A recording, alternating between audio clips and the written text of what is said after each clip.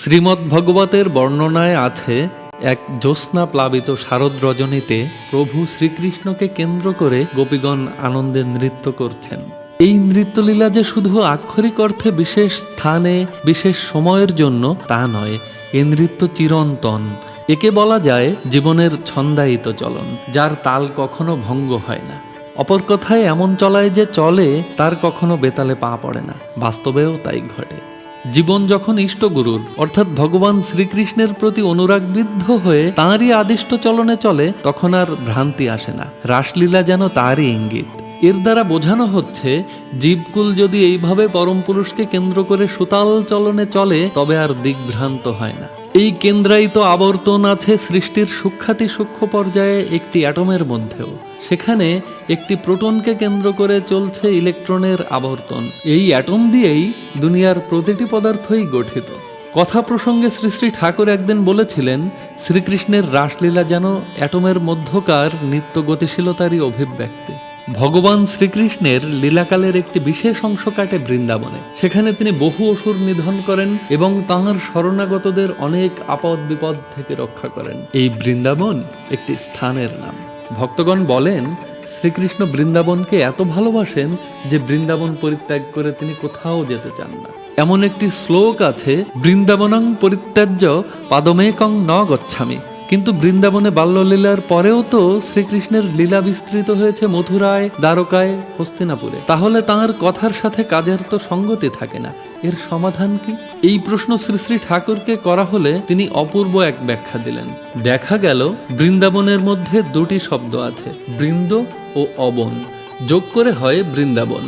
বৃন্দ মানে সমূহ, সমূহ বলতে বিশ্বজগতের সব যা কিছু। আর অবন এসেছে অব ধাতু থেকে, মানে রক্ষা করা। তাহলে বৃন্দাবনের মানে করা যায় বিশ্ব দুনিয়ার প্রতি প্রত্যেকটি বস্তু বা ব্যক্তি যেখানে রক্ষিত হয়। পুরুষোত্তম শ্রীকৃষ্ণের নীতিবিধি হলো জীবন পালনী। ওইগুলি যারা পালন করে চলে তারা এড়াতে পারে মৃত্যু ভীতি। সহস্র আপদ বিপদের মাঝেও তারা রক্ষা পায়। তাই তাঁর অনুশাসনই হলো প্রকৃত বৃন্দাবন। তা মেনে চললে সবাই রক্ষা পায়, জীবন বৃদ্ধিতে উচ্ছল হয়ে চলে। এছাড়াও বৃন্দাবন শব্দের আরও একটি অর্থ নির্ধারণ করেছেন শ্রী শ্রী ঠাকুর।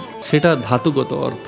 বৃন্ধাতু মানে প্রীত করা, আর দা মানে দান করা। তাহলে বৃন্দা মানে দাঁড়ালো যেখানে প্রীতির আদান প্রদান চলে, অর্থাৎ যেখানে মানুষ ভালোবেসে ও ভালোবাসা পেয়ে স্বস্তি উৎফুল্ল থাকে। প্রীতিপূর্ণ পারস্পরিক সক্রিয় সেবা, দরদ ও সহানুভূতি নিয়ে যারা বসবাস করে তারা বৃন্দা।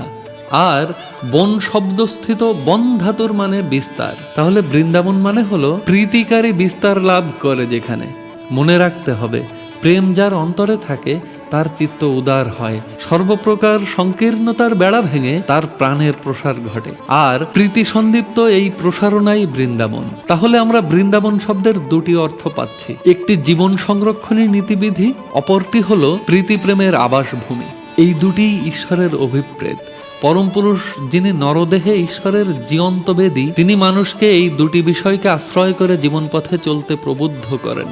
তাঁর ইচ্ছা মানুষ যেন প্রীতি সংহতি নিয়ে সাত্যত চলনে চলৎশীল থেকে সপারিপার্শ্বিক উদ্বর্ধনার পথে এগিয়ে যায়। তাই এই চলনই পরম পুরুষের বৃন্দাবন। তিনি অচ্যুত, সত্তা সংরক্ষী প্রেম সঞ্চারী এই চলনে তিনি নিত্য অধিষ্ঠিত। এই তার নিত্য বৃন্দাবন, এবং এই বৃন্দাবন ত্যাগ করে তিনি এক পাও কোথাও যান না। এই অর্থেই তাঁর সেই উক্তি, বৃন্দাবনং পরিত্যাজ্য পাদমেকং ন গচ্ছামি। জয় গুরু। বন্দে পুরুষোত্তম।